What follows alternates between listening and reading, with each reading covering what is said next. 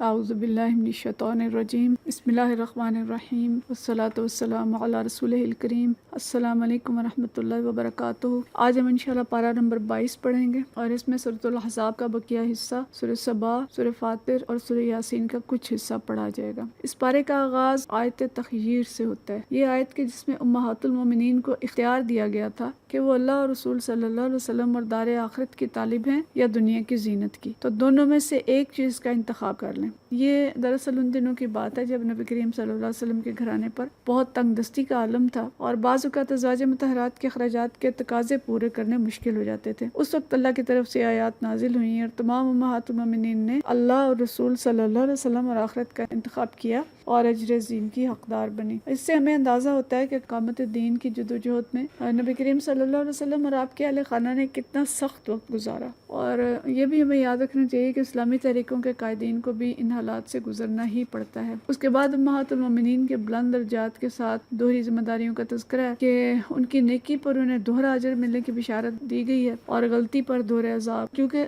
معاشرے میں جو مؤثر لوگ ہوتے ہیں ان کی اچھائی اور برائی تنہا ان کی نہیں ہوتی، اس کے اثرات دور تک جاتے ہیں۔ اس کے بعد آیت نمبر 39 تک آگے پردے کے احکامات کا آغاز ہے اور ان احکامات کو سورہ نور کے ساتھ ملا کے پڑھنا چاہیے تاکہ اسلام کے نظام میں عفت و عصمت کی مکمل سمجھ آ جائے۔ تو ان احکامات میں ازواج نبی صلی اللہ علیہ وسلم اور مسلمان عورتوں کو حکم دیا گیا ہے، پہلی بات کہ مردوں سے دبی زبان میں بات نہ کریں، یعنی نامحرم مردوں سے بات کرنے میں لہجہ نرم، شیریں اور لگاوٹ والا نہ ہو اور ان کے ساتھ احتیاط سے بات کی جائے۔ دیکھیں اس وقت کے رائج کلچر میں جہاں ہر ریسیپشن پہ ایک سجی سنوری نوجوان خاتون بیٹھی ہے اور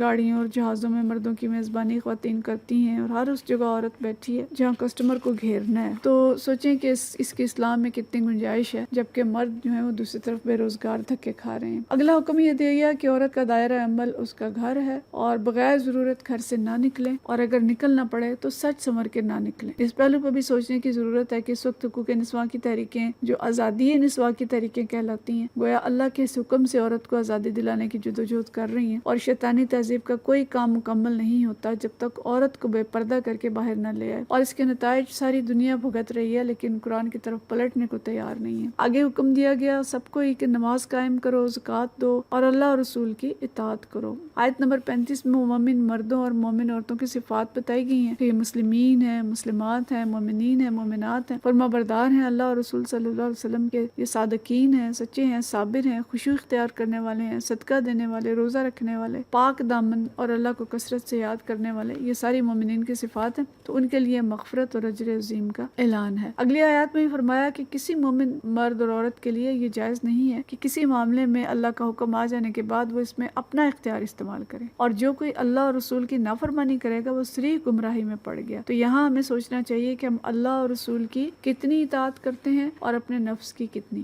اس کے بعد آیات میں حضرت زینب رضی اللہ تعالیٰ عنہ سے نبی کریم صلی اللہ علیہ وسلم کے نکاح کا حکم ربانی ہے، جو کہ آپ کے منہ بولے بیٹے حضرت زید کی سابقہ بیوی تھی۔ چونکہ منہ بولے بیٹے یعنی متبنہ کی رسم ختم کر دی گئی تھی اور اس سے نسب میں فرق آ رہے تھے، لیکن یہ رسم معاشرے میں اس قدر رچ بس گئی تھی کہ صرف زبانی کلامی اس کو ختم کرنا مشکل تھا، اس لیے یہ مشکل فیصلہ نبی کریم صلی اللہ علیہ وسلم کے گھر سے ہوا اور منہ بولے بیٹے کی طلاق یافتہ بیوی سے نکاح اللہ نے خود کرایا آپ صلی اللہ علیہ وسلم کا، اور اس رسم کو ہمیشہ کے لیے ختم کر دیا۔ پھر آیت نمبر 40 سے 44 تک آپ صلی اللہ علیہ وسلم کا خاتم النبیین ہونے کا اعلان کیا گیا اور تمام جھوٹے نبیوں کے دعوی نبوت کی جڑ کاٹ دی گئی، نہ کوئی شریک نبوت آنا ہے، نہ کوئی مہر نبوت کے ساتھ آنا ہے، سب باطل ہیں۔ پھر مومنین کو اللہ کے ذکر کا حکم دیا اور خوشخبری دی کہ فرشتے بھی اہل ایمان کے لیے دعائیں کرتے ہیں اور اللہ تمہیں تاریکیوں سے نکال کے روشنی میں لانا چاہتا ہے۔ اب دیکھیں کہ بد نصیب ہیں وہ لوگ جو اللہ کی اس محبت کو جھٹک کر ان لوگوں کی پیروی کرتے ہیں جو شیطانی تہذیبوں کے علمبردار ہیں۔ آیت نمبر 45 اور 46 میں نبی کریم صلی اللہ علیہ وسلم کو گواہی دینے والا، خوشخبری دینے والا، روشن چراغ بنا کے اور اللہ کی طرف دعوت دینے والا بنا کر بھیجا ہے، اس کا تذکرہ کیا گیا اور ایمان لانے والوں کو خوشخبری دی گئی۔ آیت نمبر 49 میں طلاق اور عدت کے احکام بیان کیے گئے ہیں۔ 50 اور 52 میں نبی کریم صلی اللہ علیہ وسلم کی تعدد ازواج کا تذکرہ ہے اور آپ کو 4 سے زیادہ شادیاں کرنے کی اجازت خود اللہ تعالیٰ نے دی، اور اس میں امت کے بہت سارے مسائل ہیں۔ پھر نبی کریم صلی اللہ علیہ وسلم کے خانہ اقدس پر حاضری کے آداب سکھائے گئے ہیں جو عام معاشرت کے اصول بھی ہیں کہ کسی کے گھر جانا ہو تو کھانے کا وقت نہ تاکتے رہیں، بلا اجازت نہ آئیں، دعوت کے لیے بلایا جائے تو کھانا کھا کر منتشر ہو جائیں۔ ازواج مطہرات کو مومنین کی مائیں قرار دیا اور پھر نبی کریم صلی اللہ علیہ وسلم کے بعد کسی سے ان کا نکاح نہیں ہو سکا۔ آیت نمبر 53 اور نمبر 59 میں آگے پھر پردے کے احکامات ہیں، اور مردوں کو یہ حکم دیا کہ امہات المومنین سے کچھ مانگنا ہو تو پردے کے پیچھے سے مانگا جائے۔ اس آیت کو آیت حجاب کہا جاتا ہے۔ اس آیت کے نزول کے بعد تمام امہات المومنین کے گھروں کے دروازوں پر پردے لٹک گئے، اور چونکہ وہ گھرانے رول ماڈل تھے تو تمام مسلمانوں کے گھروں پر بھی پردے لٹک گئے، اور کہا گیا کہ یہ دلوں کو پاک رکھنے کے لیے یہ طریقہ بہتر ہے۔ تو یہاں سے مخلوط مجالس اور مخلوط تعلیم اور تمام مخلوط اداروں کی جو جواز ہے وہ ختم ہو جاتا ہے۔ پھر آیت نمبر 56 میں نبی کریم صلی اللہ علیہ وسلم پر درود شریف پڑھنے کا حکم دیا گیا کہ اللہ اور فرشتے آپ صلی اللہ علیہ وسلم پر درود بھیجتے ہیں، اہل ایمان تم بھی درود و سلام پڑھو، اللہم صلی علی محمد وعلی آل محمد وبارک وسلم علیہ۔ تو یہ پیارے نبی صلی اللہ علیہ وسلم کا ہمارے پر حق ہے کہ جتنی مشقتیں اور تکالیف آپ نے اٹھائیں ہماری ہدایت کے لیے، وہ ہم سے زیادہ ہمارے خیر خواہ تھے، لہٰذا درود شریف کے بغیر نہ نماز قبول ہے، نہ دعا، نہ کوئی اور نیکی۔ تو اللہ تعالیٰ ہمیں بکثرت محبت سے درود شریف پڑھنے کی توفیق عطا فرمائے۔ آیت نمبر 59 نے حکم دیا کہ مومن عورتوں سے کہہ دو کہ اپنے گھروں سے باہر نکلنا ہو تو اپنے اوپر چادروں کے پلو لٹکا لیا کریں، یہ زیادہ مناسب طریقہ ہے تاکہ پہچان لی جائیں اور نہ ستائی جائیں۔ تو یہ بھی حکم پردے کا ہے کہ عورت کو باہر نکلنا ہو تو سچ سمر کے بھی نہ نکلے اور پردہ کر کے نکلے۔ آیت 60 سے 71 تک منافقین اور ان کی سزا کا تذکرہ ہے کہ وہ دوزخ میں پچھتائیں گے اور کہیں گے کہ کاش ہم نے سرداروں اور لیڈروں کی اطاعت کی بجائے اللہ اور رسول کی اطاعت کی ہوتی۔ اور آخر میں اہل ایمان کو حکم دیا گیا کہ ہر حال میں سچی بات کہیں اور خلافت الہی کی جو بھاری ذمہ داری انسان نے اٹھا لی ہے اس کا حق ادا کرنے کی طرف متوجہ کیا۔ تو یہ صورت جو ہے اطاعت رسول صلی اللہ علیہ وسلم کی طرف متوجہ کرتی ہے، اور اس کے ساتھ جتنے معاشرتی احکامات دیے گئے ہیں پردے کے اور ایک دوسرے کے گھروں میں جانے آنے کے اور نبی کریم صلی اللہ علیہ وسلم پر درود شریف پڑھنے کے، وہ سب ہمارے لیے عملی اصول ہیں۔ اس کے بعد سورہ سبا ہے، ایک بستی کا تذکرہ ہے سبا کا، اس کی وجہ سے اس کا نام یہ ہے، مکی صورت ہے۔ اس میں آیت نمبر 1 سے 9 تک اللہ تعالیٰ کی صفات بیان کی گئی ہیں اور عقیدہ آخرت پر اعتراضات نقل کر کے ان کا جواب دیا گیا ہے، اور بتایا گیا ہے کہ قرآن پاک سراسر حق ہے، خدا عزیز و حمید کا راستہ دکھاتا ہے جبکہ منکرین اسے جھوٹ قرار دیتے ہیں۔ تو ایسے لوگوں کو اللہ سے ڈرایا گیا ہے اور ان کو عبرت حاصل کرنے کی طرف نصیحت کی گئی ہے۔ آیت نمبر 10 سے 14 تک حضرت داؤد علیہ السلام، حضرت سلیمان علیہ السلام پہ جو نعمتیں اللہ تعالیٰ نے دی ہیں ان کی تفصیل ہے، اور اس کے ساتھ انہیں حکم دیا گیا کہ اے آل داؤد اللہ کا شکر ادا کرو۔ اس صورت کے اندر شکر کا موضوع جو ہے بہت تفصیل کے ساتھ آیا ہے۔ پھر آیت نمبر 15 سے 20 تک قوم سبا کی ناشکری اور انکار آخرت کا تذکرہ ہے۔ قوم سبا یمن میں آباد تھی، اللہ تعالیٰ نے انہیں باغات عطا کیے اور حکم دیا تھا کہ نعمتوں پر اللہ کا شکر ادا کرو، لیکن اس قوم نے جو اللہ سے دعا کی کہ اللہ ہماری سفر کی مسافتیں لمبی کر دے، ربنا باعد بین اسفارنا، کہ ہماری آبادی زیادہ ہو گئی ہے، اس آبادی کو کم کر دے۔ تو اللہ تعالیٰ نے انہیں یہ سزا دی، ایک سیلاب آیا اور ان کے باغ جو تھے وہ اجڑ گئے، اور اس کے بدلے اللہ تعالیٰ نے جھاؤ جنکار جو تھا وہ وہاں پہ اگا دیا۔ تو یہ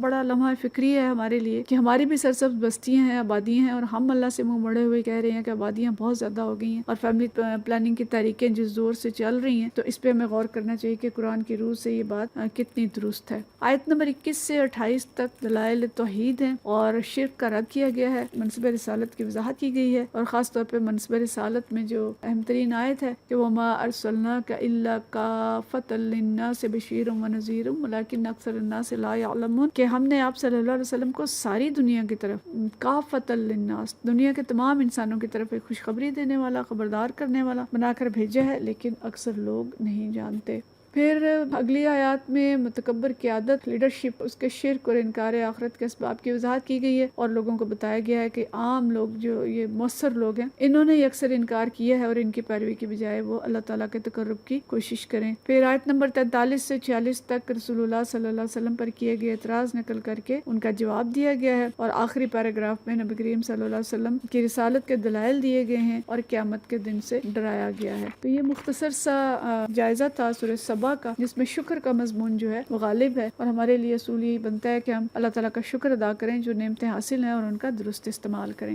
اس کے بعد اگلی سورت سورہ فاطر ہے۔ سورہ فاطر بھی مکی سورت ہے، بہت خوبصورت سورت ہے، بہت خوبصورت بیان ہے اس کے اندر، اور اس سورت سے اللہ کی محبت جھلکتی ہے، اور کاش وقت ہوتا تو ہم صرف اس کا ترجمہ ہی پڑھ لیتے، لیکن اب مختصر وقت میں ہم اس کا جائزہ دیکھیں گے۔ ابتدائی آیات اللہ تعالیٰ کی حمد ہے، فرشتوں کی ساخت اور ان کے بازوؤں کا ذکر ہے کہ فرشتوں کے 2، 3 اور 4 بازو ہیں، لیکن حدیث میں جبرائیل علیہ السلام کے 600 بازوؤں کا بھی ذکر ہے جب نبی کریم صلی اللہ علیہ وسلم نے ان کو دیکھا تھا۔ آیت نمبر 3 سے 7 تک اللہ تعالیٰ براہ راست مخاطب کرتا ہے یا ایھا الناس کہہ کے کہ اے لوگو تم پر جو اللہ کے احسانات ہیں انہیں یاد رکھو، اللہ کے سوا کوئی اور خالق نہیں، بلکہ سوال کیا کہ کیا اللہ کے سوا کوئی اور خالق ہے جو تمہیں زمین اور آسمان سے رزق دیتا ہو؟ تو اسی کی طرف سب معاملات پلٹائے جائیں گے۔ اور کہا پھر مخاطب کیا لوگو اللہ کا وعدہ برحق ہے، دنیا کی زندگی تمہیں دھوکہ نہ دے اور نہ وہ بڑا دھوکے باز یعنی شیطان تمہیں اللہ کے بارے میں دھوکہ دینے پائے۔ اور بڑے پیار سے متوجہ کیا میرے بندو شیطان تمہارا دشمن ہے، اس کو دشمن سمجھو۔ پھر آیت نمبر 8 میں گمراہوں اور جو مؤثر طبقہ ہے اس سے خطاب ہے، اور نبی کریم صلی اللہ علیہ وسلم کی دعوت کو نیچا دکھانے کی جو کوشش کر رہے تھے، اور کہا گیا کہ ان کے لیے ان کے برے عمل خوشنما بنا دیے گئے ہیں۔ علماء لکھتے ہیں کہ یہ وہ لوگ ہیں جن کے لیے ان کے گناہ مرغوب ہیں، ان کے ذہن بگڑ چکے ہیں اور ان کے نزدیک دین جو ہے یہ دقیانوسیت ہے اور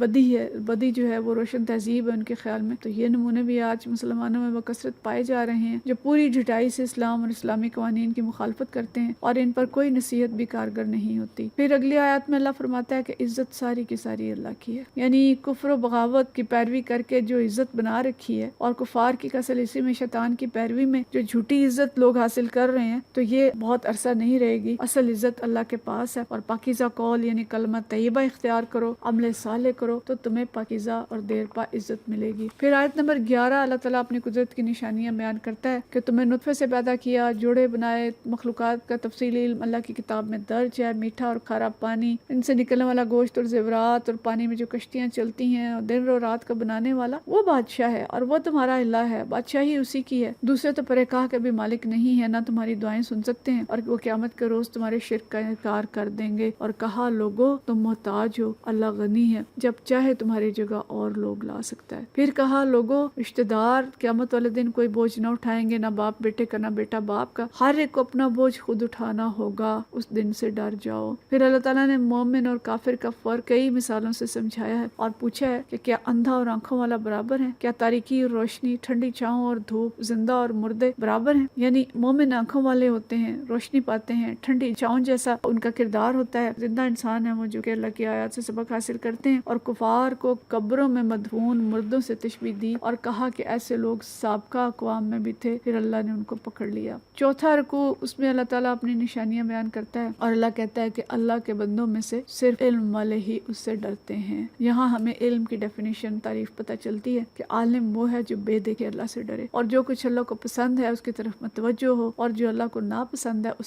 سے کوئی دلچسپی نہ ہو، اور ظاہر اللہ سے وہی ڈرے گا جو اللہ تعالیٰ سے واقف ہوگا۔ اگلی آیات میں اہل ایمان کے نیک اعمال کو اس تجارت سے تشبیہ دی گئی ہے جس میں کوئی خسارہ نہ ہوگا، کیونکہ انہوں نے تجارت اس ہستی کے ساتھ کی ہے جو قدردان ہے، جو رب ہے، وہ پوری قیمت بھی دے گا اور اس پر نفع بھی دے گا۔ پھر کتاب اللہ کا تذکرہ ہے اور اس کے ساتھ 3 مختلف رویے بیان کی گئے ہیں کہ وارثین کتاب جو ہیں ان میں سے ایک گروہ اپنے نفس پہ ظلم کرنے والا ہے، یہ گروہ ہے جو قرآن کو، اللہ کی کتاب اور نبی کریم صلی اللہ علیہ وسلم کا رسول تو مانتے ہیں لیکن عملاً کتاب اللہ اور سنت رسول کی پیروی کا حق ادا نہیں کرتے، گناہگار مومن ہیں۔ دوسرے درمیانے لوگ ہیں جو اس وراثت کا کچھ نہ کچھ حق ادا کرتے ہیں لیکن کبھی گناہوں میں مبتلا ہو جاتے ہیں۔ اور تیسرا گروہ نیکیوں میں سبقت کرنے والا ہے، یہ اتباع سنت میں بھی پیش ہوتے ہیں اور اللہ کا پیغام بندوں کو پہنچانے میں بھی پیش ہوتے ہیں۔ تو ان تینوں کے بارے میں ایک حدیث کے مطابق یہ آتا ہے کہ تینوں جنت میں داخل ہو جائیں گے، یعنی آخری گروہ جو ہے بغیر حساب کتاب کے داخل ہوگا، دوسرا جو ہے اس سے ہلکا محاسبہ ہوگا، اور جو سب سے پہلا گروہ تھا وہ محشر میں پورے طویل عرصے تک روکا جائے گا اور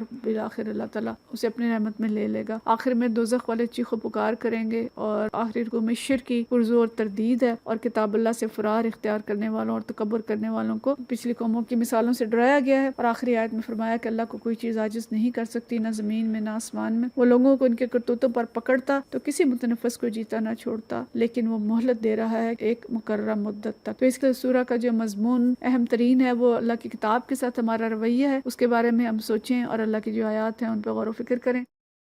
آگے سورہ یاسین ہے جو قرآن پاک کا دل ہے، اہم ترین سورت ہے، اس کی 20 آیات آج کے درس میں ہیں، اور اس کو دن میں ایک مرتبہ پڑھنے والے کی حفاظت فرشتے کرتے ہیں، اور وقت نزا بھی اس کو پڑھنے کا حکم دیا گیا ہے۔ بعض مفسرین نے یاسین سے مراد یا سید لی ہے کہ نبی کریم صلی اللہ علیہ وسلم کا نام ہے، تو ابتدا میں اللہ تعالیٰ نے قرآن حکیم کی قسم کھا کے آپ صلی اللہ علیہ وسلم کی رسالت کی گواہی دی ہے اور قرآن پاک کے منزل من اللہ ہونے کے دلائل دیے ہیں اور کتاب سے فائدہ اٹھانے والوں کی تعریف بتائی ہے، اور اس کے بعد ایک بستی کا ذکر ہے جو انشاءاللہ ہم کل پڑھیں گے۔ وآخر دعوانا ان الحمد للہ رب العالمین۔